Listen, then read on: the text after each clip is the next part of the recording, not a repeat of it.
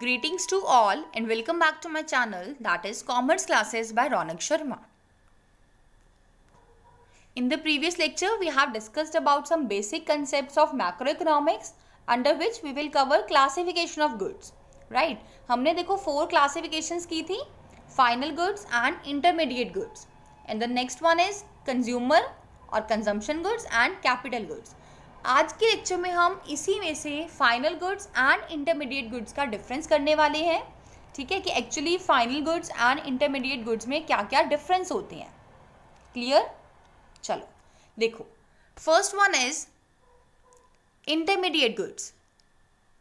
Intermediate goods remains with in the boundary line of production. देखो हमने previous lecture में meaning में भी डिस्कस किया था कि इंटरमीडिएट गुड्स वो गुड्स होते हैं जो अभी प्रोडक्शन की बाउंड्री लाइन के विद इन ही हैं. ठीक है, and are not ready for use by their final users. और वो अभी तैयार भी नहीं हुई है कि उनके जो फाइनल यूजर्स हैं उन्हें वो यूज कर सके. ठीक है, इंटरमीडिएट अभी रास्ते में है.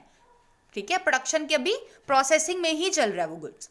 नेक्स्ट, फाइनल गुड्स देखो क्या होते हैं. These goods are outside the boundary line of production. Final मतलब प्रॉपरली रेडी हो चुका है, तैयार है वो गुड्स, तो वो बाउंड्री लाइन के भी बाहर होते हैं and are ready for use by their final users.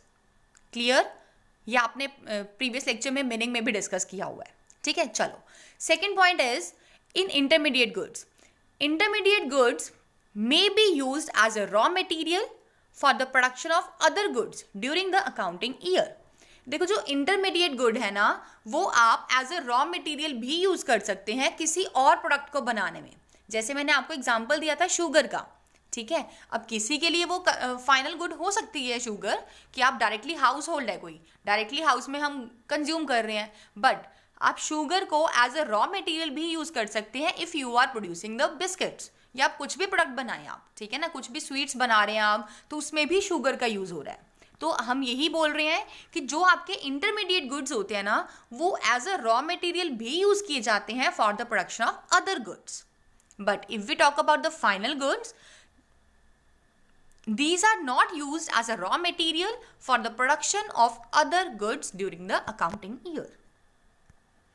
Third point is intermediate goods may be resold by the firms for profit during the accounting year. देखो जो इंटरमीडिएट गुड्स है वो उसे रीसेल भी किया जाता है, but if we talk about final goods, these are not resold by the firms for the profit motive. Fourth one is value is yet to be added to these goods. देखो intermediate है, आपको name से बताया जा रहा है, अभी processing में चल रहा है, अभी वो प्रोडक्शन लाइन के अंदर ही है. ठीक है, बाउंड्री लाइन है जो प्रोडक्शन की, उसी के बीच में काम कर रहे हैं वो, तो आप उसमें कुछ वैल्यू ऐड कर सकते हो. But if we talk about the final goods, वो रेडी है कंज्यूमर को यूज करने के लिए, तो उसमें कुछ भी वैल्यू ऐड करने की रिक्वायरमेंट नहीं होती है. ठीक है, in final goods value is not to be added to these goods. Now fifth one is expenditure on these goods. These means intermediate goods is called intermediate consumption or intermediate cost. But if we talk about final goods, expenditure on final goods is called as final expenditure. Expenditure देखो दोनों में ही हुआ है, but हम उसमें वहाँ बोलते हैं intermediate cost. ठीक है, और उसमें आप final goods में बोलते हो आप final expenditure. Clear? And the last one is these goods are not included in the estimation of national product or national income. जब आप national income कैलकुलेट करते हैं तो आप कभी भी intermediate goods को include नहीं करते हैं.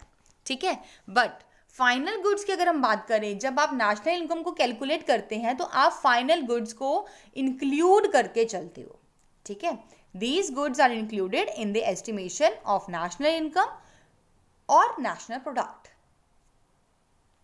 Clear? I hope you like this video. Do like, share and comment, and don't forget to subscribe the channel for the latest notification of upcoming video. Thanks and have a wonderful day.